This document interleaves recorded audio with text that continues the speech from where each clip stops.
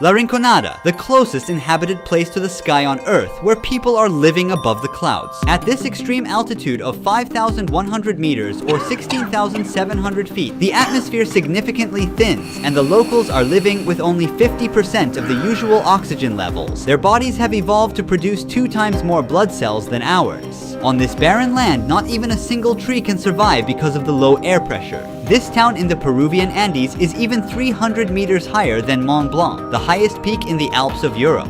Far from the modern world, it is a place where crime and danger are always nearby. People come to these harsh lands for only one reason: gold. About 50,000 people settled here among piles of trash, all dreaming of wealth. We are on the road to explore life in the world's highest settlement. Pull over. Yeah, pull over. Careful. Give me 2, please. 2 oxygens. Yeah. Please. Climbing above 2,000 meters in a day can trigger altitude sickness for someone used to sea level, but as of now we have already doubled that elevation level. Very deep. Headache, dizziness, and nausea are the first symptoms, followed by coughing. It may cause shortness of breath. Immediate help is crucial when rapidly progressing altitude sickness leads to fluid accumulation in the lungs. At high altitudes, the body loses about twice as much water through breathing, so it's important to keep hydrated.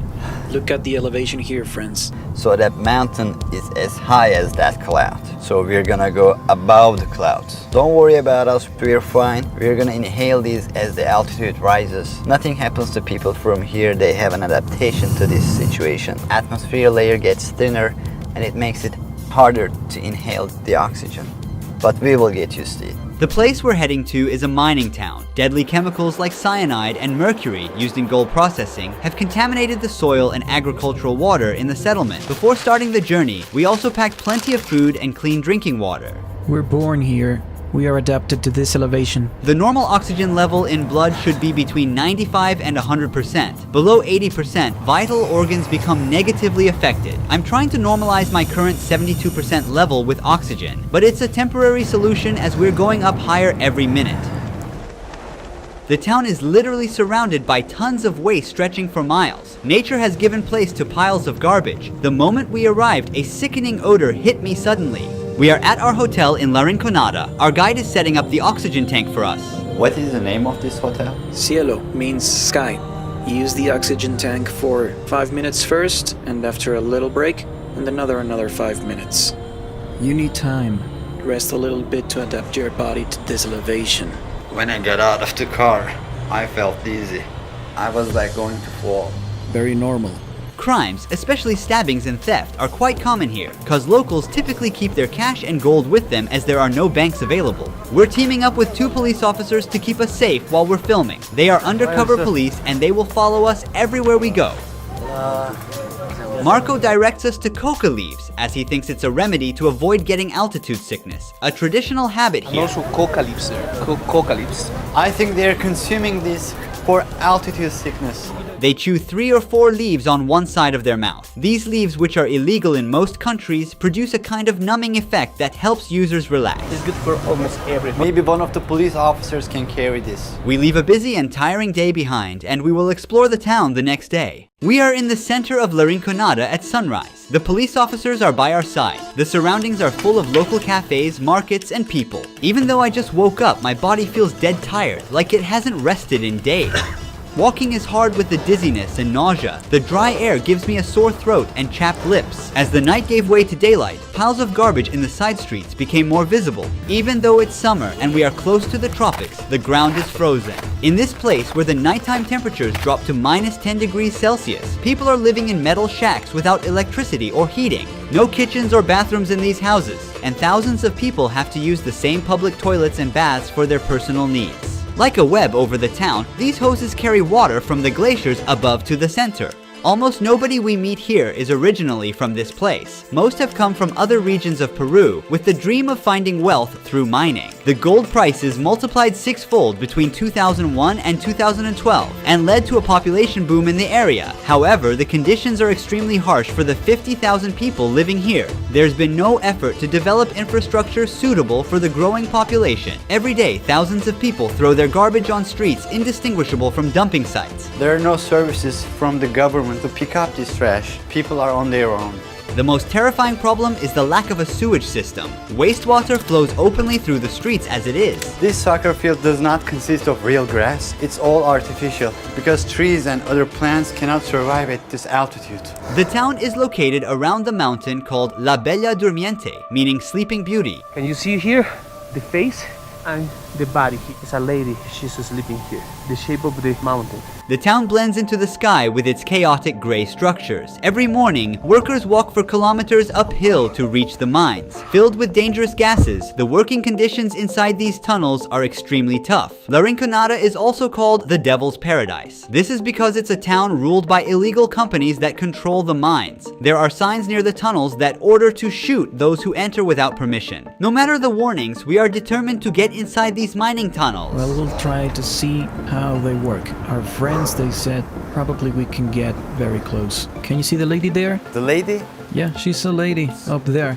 they collect the leftovers. Yes. Women are forbidden to work in the mines. According to local beliefs, the sleeping beauty becomes jealous and brings disasters like earthquakes if a woman touches its gold. They earn their living by searching for gold in waste rocks thrown outside the mines. Children searching for gold on the mountain can be easily identified by the frostbite marks on their cheeks. Being foreigners with cameras, we attract a lot of attention. After this point, I handed Marco my phone to capture footage inside the tunnels. These figures near the mining site, decorated with dried flowers, fruits, and alcohol bottles, represent mountain gods. Workers come here to pray for protection from accidents and success in finding gold. Incidents such as explosions, roof collapses, and gas poisoning occur about 25 times more often compared to advanced countries. If a mine worker dies, a company pays approximately $600 as compensation. The concept of a regular salary doesn't exist in La Rinconada. Miners work under an outdated and illegal labor system called cachorreo. They work for the company without pay for the whole month and then get one day to work only for themselves, taking home the gold they find as their salary on that day. Depending on the success of the cachorreo day, they may earn a significant amount or even end up working for free, so their income is theoretically determined by luck.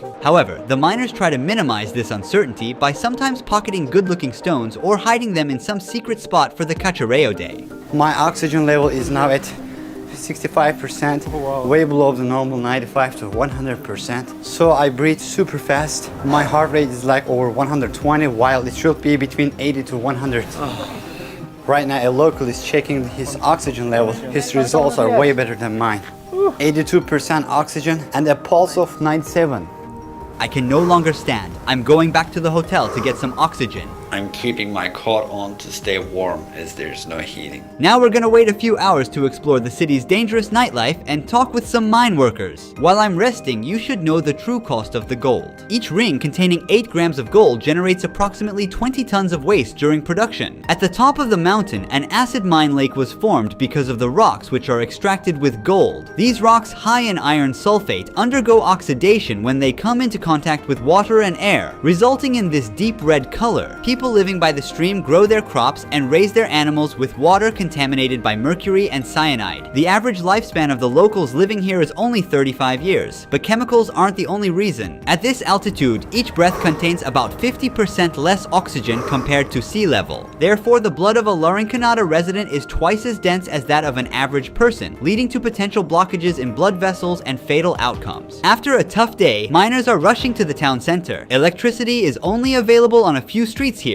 leaving the rest of the town in darkness. All the mine workers are here. They're shopping and socializing between each other. Stalls and little shops all around, selling everything: street food, clothes, household stuff, you name it. Kids are playing outside with endless energy until late at night. Oh, los argentinos. How old is he? 12. Is there only primary or also secondary school? Yes, there is. How big is the school? Not very big. Is there higher education? No, there is not. After that, you need to move to Puno or Juliaca to study. What if they don't move? Do they start working in the mine? Yes. As you see, people come here to exchange their gold pieces for solis. We are in an exchange office now. To keep out the robbers and attacks, they've placed iron bars in front of the counter. Now we're gonna see how they convert gold.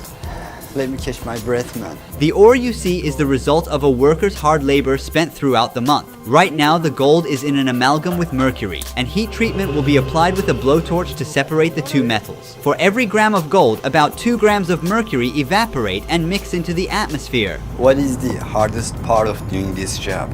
Transporting the material. Because remember, there are many bad people or robbers, and it's not really safe to transport. What does she like about La Rinconada?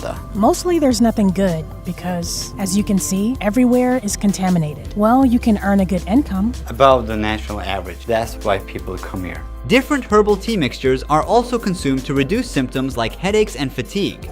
We call emoliente. What is this made of? Water, different herbs, and syrup. It's really good. Try a little bit. It's heavy. It's too hard to drink. We can't go more far. To there is no more electricity, no more lights.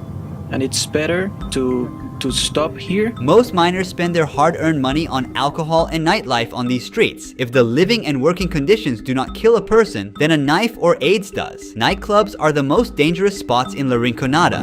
In this street there are bars, nightclubs, and some companionship options for mine workers. We are at the center of human trafficking, robbery, and murder in La Rinconada. If you look there, you can see the lady. There are many people trying to buy a rose for the ladies here. According to Puno police, approximately 2,500 underage girls are being exploited in these places we just walked by. The town has only one police station, and the Peruvian government isn't putting in any effort to combat these crimes. Is there a jail here? No. We call calabozo. There is like a place, a very small place. There's no hospital in the city, right? There is a tiny, very tiny clinic, maybe 2, 3, 4 rooms max. We're now meeting with a miner who has spent 12 years working in La Rinconada. He also owns the only gym in the town. After a day of intense physical labor, miners continue sweating out. Ramiro is one of the few lucky miners. What is the largest amount of gold ore you ever found in grams? 200 grams. Oh wow, he found 300 grams in one piece. It's a lot of gold. Are you married? Yes, we have 3 children. They're in university. Do you advise your children to work in the mines? No, because it is very, very dangerous. They rob when the miners collect gold. How does elevation affect your body? Even though I'm from Puno, I have that problem. Puno is at 3,800 meters above sea level, so coming here at 5,000 meters above sea level, it starts to be challenging. Digestive issues at first, 3 days of suffering. How much money do mine workers make? Sometimes it goes up, down, down and up. One would earn more or less around 2,000 Peruvian soles and a little more. Your hands are so affected by working in the mines. I accidentally hit myself with a rock while trying to separate the mineral from the gold. So you're using a stone to crush, and then suddenly, bam, injuries, injuries, injuries, especially on this side when you're crushing. Are there any passed away mine workers? It's quite constant. The mine, many say, is for strong men.